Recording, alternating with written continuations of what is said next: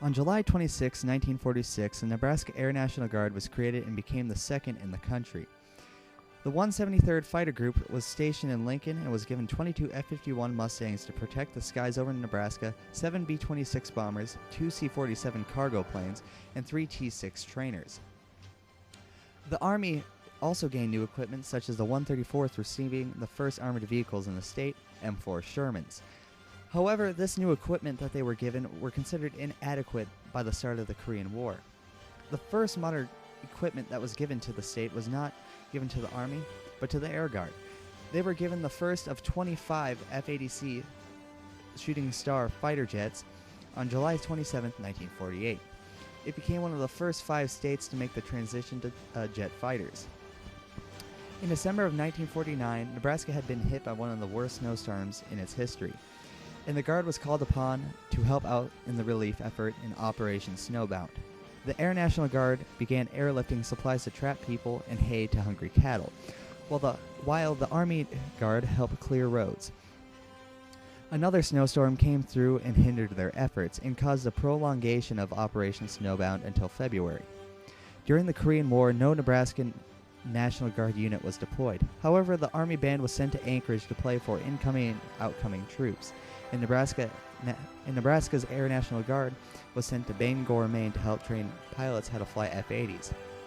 At this time, they were forced to revert back to F-51s because all of their jets were sent for training.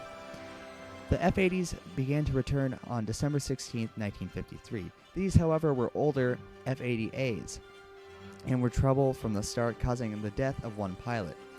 The aircraft's engines tended to form cracks after prolonged use and were sent for 6 months of maintenance. When they returned from the 6 months of maintenance, an engine shop was built in Lincoln, and in 1956 a new modern hangar was built, and 4 months later they were transitioned from their F-80s to the new F-86D/L Sabres. This proved difficult, though, because of the difference between the engines. In early 1958, the Navy abandoned its hangar and the Air National Guard moved into it. That same year, the Army Aviation Group that was housed at Camp Ashland moved into the newly vacated Air Guard hangar. During the 1960s, both the Army Guard and Air Guard continued to change, such as in 1964 when the 173rd became a part of the 155th Tactical Reconnaissance Squadron and transitioned from F-86s to the RF-84 Thunderflash. Also during this time, the Army Guard flew UH-19D Chickasaw helicopters for the 24th Medical Company.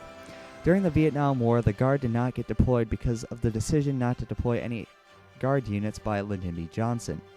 They did, however, have to help quell civil disturbances such as race riots in Omaha. At the beginning of the 70s, with the Vietnam War ending, there were large amounts of surplus equipment that would be absorbed by the National Guards all over the country.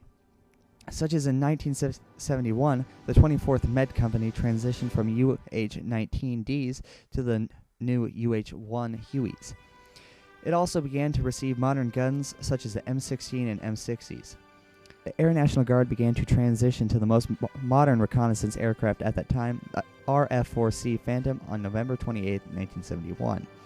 One large problem the National Guard and the military as a whole had to face, though, was the lack of respect and almost hatred of the military and National Guard units by the United States citizens they tried to protect, as they blamed the soldiers for Vietnam and often yelled offensive words at returning soldiers and people currently in the military.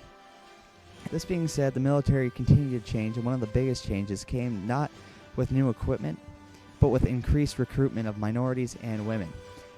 As by prior to the 70s, most National Guards were made up primarily of white males. By 1974, large amounts of women and minorities had signed up to serve their country.